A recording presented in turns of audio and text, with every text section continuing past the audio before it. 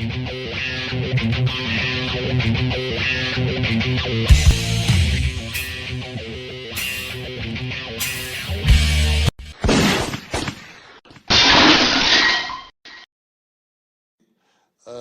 société française est de plus en plus contaminée par une sorte de peur. Et j'en ai un exemple, par exemple, cette semaine, avec la une du Point sur les Arabes. Le Point a l'idée de faire une une sur les Arabes, mais en traitant les Arabes comme ils traitaient, je sais pas, l'Inde, la Chine, les Chinois, les Japonais, c'est-à-dire uniquement sur le plan de la civilisation. Donc c'est une civilisationnelle. Il y a tout de suite une énorme campagne sur les réseaux, attaquant le Point. Ça c'est une vieille tradition pour islamophobie et un tombereau d'insultes qui tombe sur ces dirigeants. Et ça, je trouve, c'est tout à fait frappant de ce qui se passe aujourd'hui. Et c'est bien qu'on en parle un jour où, justement, on doit se demander si on peut débattre encore en France aujourd'hui. Je sais qu'on va le faire avec vous deux, mais c'est vrai que ça devient de plus en plus compliqué. C'est-à-dire qu'on est dans le pays des anathèmes, où on ne peut pas parler de tas de choses, on ne peut pas nommer les choses. Voilà. Qu'est-ce que vous en pensez, Michel Onfray ? Regardons la une du magazine en question. On remarque le nom de Michel Onfray en haut à droite, mais passons. Le titre est Les Arabes, suivi de 2 points, l'histoire méconnue d'une civilisation, et aux origines de la tragédie d'aujourd'hui.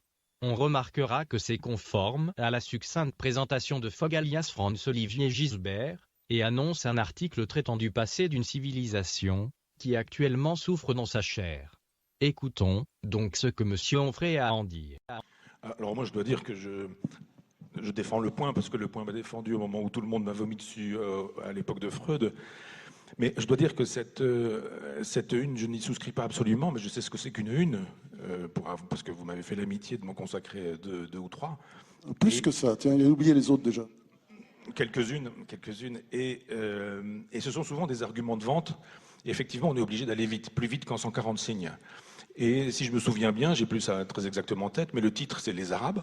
Et il y a un sous-titre avec quelque chose du genre du début de leur civilisation jusqu'aux problèmes qu'ils nous posent aujourd'hui. Et je trouvais que cette deuxième partie était quand même malvenue. On peut faire l'analyse de cette civilisation, de cette culture, et dire ce qu'est le Coran, etc. Mais d'imaginer que les Arabes nous poseraient problème aujourd'hui, ça me paraissait quand même pas très subtil. D'autant que l'intérieur du dossier n'aborde pas du tout ce problème-là, et que c'est très sérieux. Résumons donc, monsieur Onfray soutient donc le Point par obligation morale face aux attaques qu'ils subissent. Mais il précise sa position, et attaque la légitimité d'un titre tendancieux qu'il invente, et auquel il attribue un objectif purement marketing. Il explique toutefois que le contenu ne correspond pas à ce titre, et, au contraire est sérieux, documenté et pertinent. En regardant à nouveau cette une, on peut constater la manipulation. Rien ne vient étayer l'affirmation d'Onfray d'une mise en avant d'un problème entre français et arabes, bien au contraire. Mais Onfray n'est pas un philosophe, contrairement à ce que certains prétendent, il n'est qu'un sophiste. Seule son idéologie compte. J'ai pris quelques notes parce que je vais faire des lectures à partir de ce dossier, mais je veux dire que le dossier ne méritait pas cette une. Mais pourquoi est-ce qu'on n'a pas le droit simplement d'écrire ça? Moi, je ne me souviens plus tout à fait de la formulation. Parce que dire que les Arabes posent problème... Mais tout pose problème. Je veux dire, les Bretons, les Corses, les Normands, les Niçois. Non. On n'entend pas. Ça manque un peu d'humour à Nice, c'est le seul problème. Sinon, tout va bien. Non, mais ça mérite une véritable analyse. La différence entre les Arabes, les musulmans qui ne sont pas arabes. Enfin, je veux dire que c'est beaucoup plus subtil que ça. Et si on veut penser l'islam, il faut justement éviter les gros sabots. Il faut être subtil tout en essayant, c'est ce qu'essaie de faire Eric et moi aussi et quelques autres, je veux dire, d'être informé, de donner des faits, et puis d'éviter d'aller trop vite sur des sujets comme ceux-là. Alors, Eric...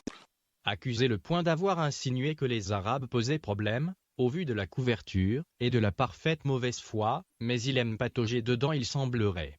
Mais plus sournois encore, le sinistre Onfray fait entrer l'islam dans la discussion, alors qu'il n'en ait fait nulle mention sur la une du magazine, Le Point, et en profite pour se lancer dans le sujet qui l'intéresse vraiment.